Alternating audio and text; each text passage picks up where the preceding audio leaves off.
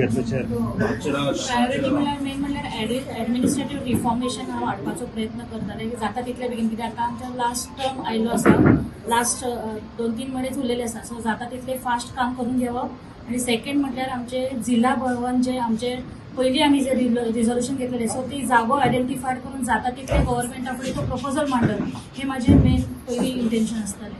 आणि इतले वर्सां जशी कामां जायत आयिल्ली आसा त्याच्या वरवीं मातशें फास्ट करपाक प्रयत्न करता। तेन्ना कितें तरी अडचणी येतात, मागीर कोण ना म्हणत एक फायली पास जावपाक मातशें केन्ना केन्ना डिले जाता, सो ते कित्याक लागून जाता, सो ते फॉलोअप करतालें हांव।